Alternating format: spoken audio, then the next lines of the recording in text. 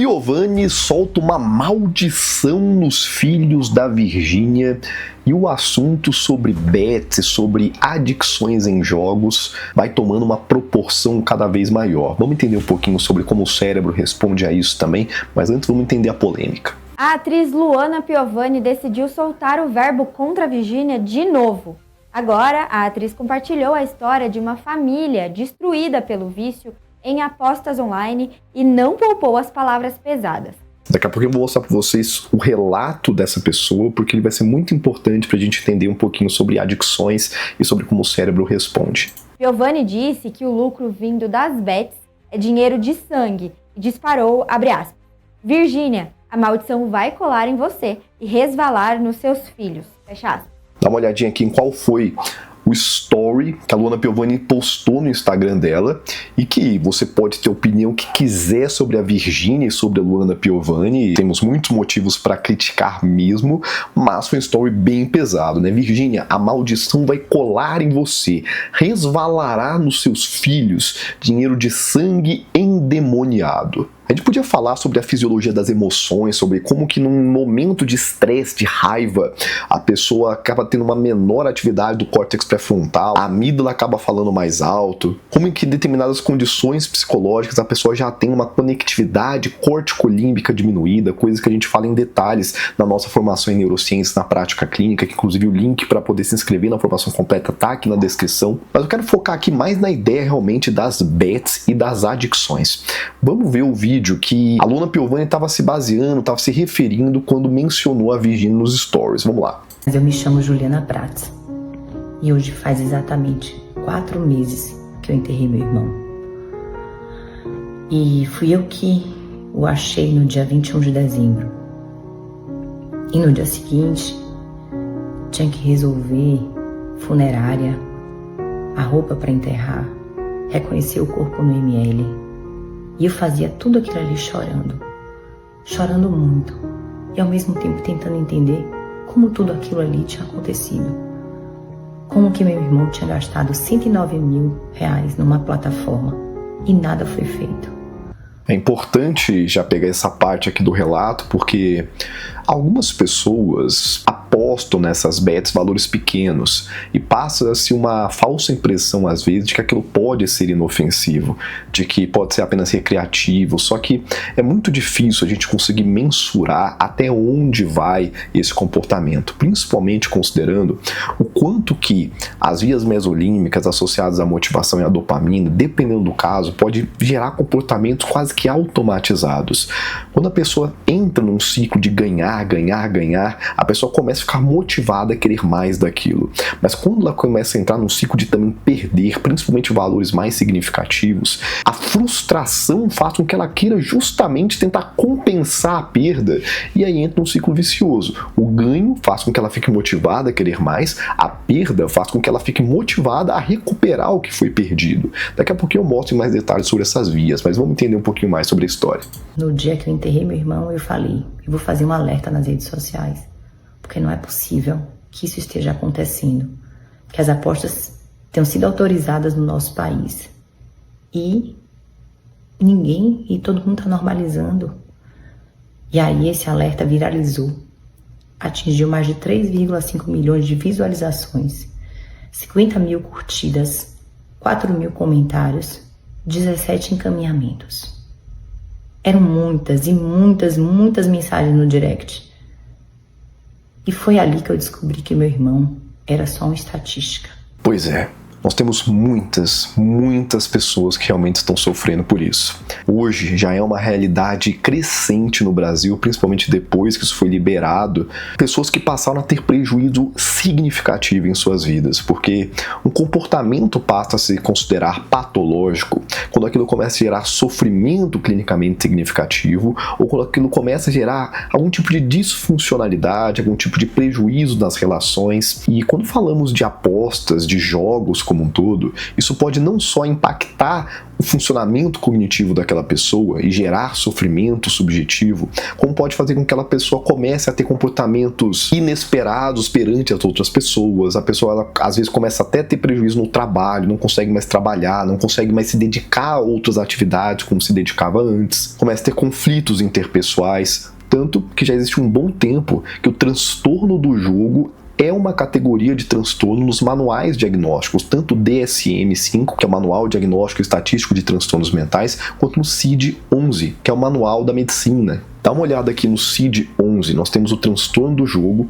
caracterizado por um padrão de comportamento persistente ou recorrente de jogar, que pode ser online, pela internet ou offline, manifestado por prejuízo do controle sobre o jogar. A gente vai falar um pouquinho sobre como que o córtex pré-frontal está associado a essa perda do controle, prioridade crescente dada para o jogar, então a pessoa realmente começa a priorizar isso em detrimento de outras coisas, aí entra disfuncionalidade, o prejuízo no trabalho, nas relações, continuação ou intensificação do jogar apesar da ocorrência de consequências negativas. Então, mesmo a pessoa percebendo que aquilo está gerando prejuízo significativo em sua vida, ela não consegue parar. Lembra que eu falei que muitas vezes o comportamento vai quase se automatizando? Isso tem tudo a ver com a saliência gerada pela dopamina. Um ponto importante aqui é que especificamente esse transtorno de jogo, nós estamos falando sobre jogos de aposta. Tanto que no DSM nós também temos esse transtorno do jogo, mas que fica um pouquinho confuso da gente compreender na língua portuguesa, porque a gente tem uma diferenciação em inglês entre gambling e gaming. Aqui no CID nós já temos especificamente o transtorno do jogo eletrônico. Olha só, que aqui sim a gente está falando sobre jogos digitais, videogames. No DSM nós ainda não temos isso bem categorizado. Porque quando a gente fala de jogo eletrônico, videogames, a gente está falando sobre gaming. E o que nós temos nesses manuais, inclusive no DSM, é o gambling, que tem a ver com os jogos de aposta. Isso já está no DSM também, que é o Manual da Psicologia. E já passou da hora de termos também o gaming nesse manual. Mas enfim, é um transtorno real, temos um número significativo de pessoas que sofrem com ele e esse relato só escancara isso ainda mais. Que essa atividade das apostas online, as bets, entraram no Brasil e que já estava sendo muito danosa. E a gente, com toda essa publicidade, normalizando essa atividade, como se fosse apenas uma diversão. E aí, claro que aí entra a polêmica sobre a Virgínia, porque é uma pessoa que divulgou intensamente jogos de aposta, bets, tivemos várias críticas, vários vídeos, o Felca mesmo fez um vídeo que viralizou sobre isso também. A Luana Piovani viu esse vídeo, com certeza ficou indignadíssima, aquilo acionou estruturas emocionais dela muito intensas, e nesse recrutamento das estruturas mais emocionais, mais instintivas, possivelmente com o pré-frontal, a área associada à projeção inibitória nossa reduzida, acabou postando um story amaldiçoando os filhos da Virgínia. E aí ela fez um vídeo respondendo, vou passar rapidinho aqui que não é o foco do nosso vídeo. Tava ali jantando com os meus filhos, vi essa merda e eu fico tipo indignada, porque eu não consigo entender como um ser humano fala uma coisa dessa. E tipo, por quê?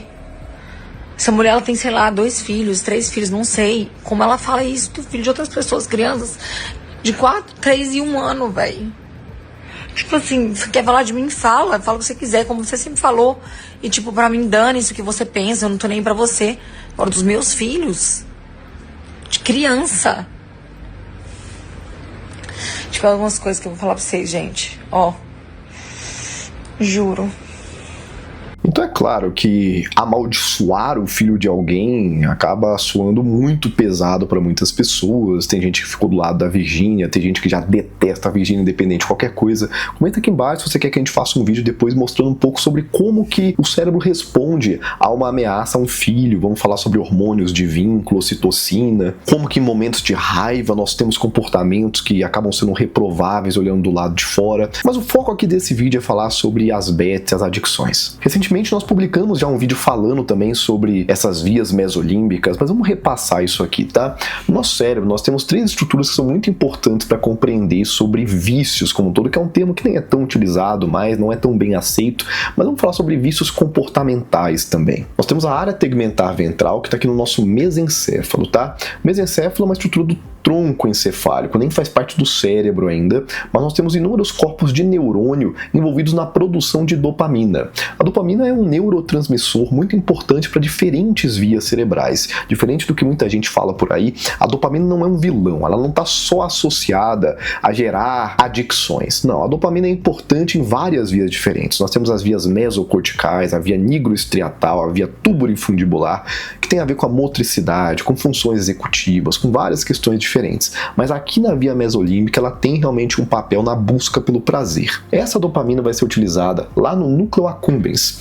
O núcleo accumbens é a principal estrutura envolvida com a sensação de prazer, mas não diretamente com o deleite, mas sim com o comportamento de motivação, de busca pela sensação do prazer.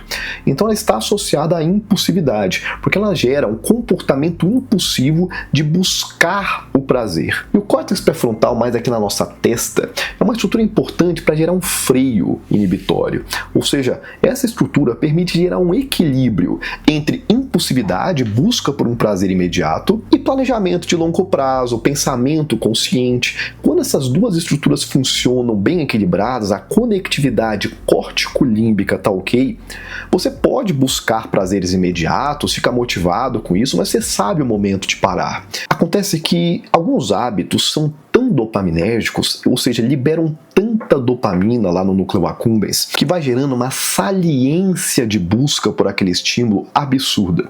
Os neurônios vão se adaptando. Existe um fenômeno chamado neuroplasticidade. É a grande base pela qual a mudança do funcionamento cerebral acontece, seja para bem ou para o mal. Ou seja para um aspecto terapêutico, para gerar uma melhora no funcionamento cognitivo, ou seja para gerar um trauma, um prejuízo cognitivo. É graças aos neurônios serem plásticos, serem maleáveis, é que a mudança do funcionamento cognitivo acontece. Então, quando nós temos hábitos hiperdopaminérgicos, seja uma substância química, uma droga que estimula diretamente essas vias, ou simplesmente algum comportamento mais primitivo que estimula esses processos, porque a gente vai aprendendo ao longo da vida que o dinheiro está diretamente associado ao prazer, é ou não é? Mesmo que isso não seja desde o nosso nascimento, a linguagem vai nos permitindo associar uma coisa a outra. Nós vamos ficando condicionados. Quem conhece aí o condicionamento clássico? É um princípio básico da psicologia do comportamento que mostra que quando nós vamos pareando o estímulo X com o estímulo Y, a resposta que o estímulo X gerava no organismo começa a ser gerada pelo estímulo Y também. Então, naturalmente, toda vez que eu como determinado alimento, como um chocolate,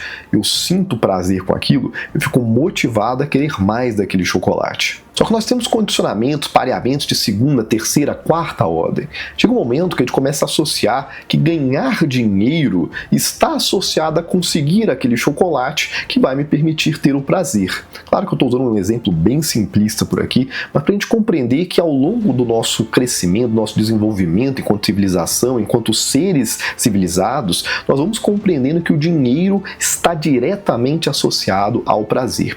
E ficamos motivados em querer mais e mais daquilo. Então tudo aquilo que nos dá dinheiro faz a gente querer mais e mais daquilo. Mesmo que aquilo diretamente não gere o prazer, nós já estamos condicionados a sentir prazer com o dinheiro porque sabemos que ele poderá proporcionar outros prazeres. Então aquilo gera uma enxurrada de dopamina e você vai perdendo esse equilíbrio córtico-límbico. O núcleo accumbens, a dopamina, passa a falar muito mais alto. E um dos sinais neuroquímicos mais graves que mostram que a pessoa está realmente em um estado patológico de vício, de adicção, é justamente quando o pré-frontal para de operar adequadamente. Então essa estrutura mais da testa do nosso cérebro não consegue mais frear o comportamento. E é justamente aí que os comportamentos mais impulsivos acontecem. Porque se nós temos a dopamina e o núcleo accumbens gerando uma hipermotivação em querer mais e mais daquilo, e um pré-frontal que não consegue frear o comportamento, isso não tem nada a ver com falta de caráter ou com qualquer aspecto moral. De forma neuroquímica, a pessoa começa a ter comportamentos extremamente prejudiciais para a sua vida, porque ela não tem mais controle sobre as próprias ações. E é por isso que a gente pode chegar num ponto tão grave como o do relato anterior, de perder às vezes centenas de milhares de reais, acabar com toda a sua disponibilidade, com todo o seu planejamento da vida inteira, e isso ser tão grave a ponto da pessoa entrar em desespero completo e chegar aos fins mais catastróficos. É claro que essa treta entre a Luana Piovani e a Virgínia viralizou muito porque são duas figuras gigantescas, um tema extremamente polêmico, emoção envolvida no relato, Em ambos os relatos, tanto da pessoa que perdeu o irmão, quanto da própria Virgínia chorando por terem amaldiçoado, a partir de palavras, os filhos dela, isso divide opiniões, faz a gente atiçar o nosso aspecto mais primitivo e tribal, de defender o nosso lado, de atacar, somos nós contra eles. Mas no fim das contas é importante que nós utilizemos dessa grande polêmica, dessa grande visibilidade dessas duas grandes figuras para falar sobre saúde mental e sobre neurociência de verdade. Isso está acontecendo, é real, está catalogado já nos principais manuais diagnósticos. Nós temos estudos de neuroimagem que mostram que a pessoa de fato tem um prejuízo da estrutura cerebral. Não deve ser tratado como uma falha moral de caráter, mas sim como um assunto de saúde pública. E assuntos de saúde pública devem ser trabalhados com medidas públicas que possam prevenir esse tipo de coisa de acontecer. Qual é a sua opinião sobre isso? Quem você acha que está certo? Quem você acha que está errado? Comenta aqui embaixo, se inscreva nesse canal para mais vídeos sobre neurociência aplicada à terapia e saúde mental. E se você quer entender mais sobre como o cérebro funciona em diferentes transtornos, demandas e intervenções clínicas, a formação completa em neurociência na prática clínica está disponível na descrição desse vídeo. Eu espero você num próximo vídeo. Até lá. Tchau, tchau.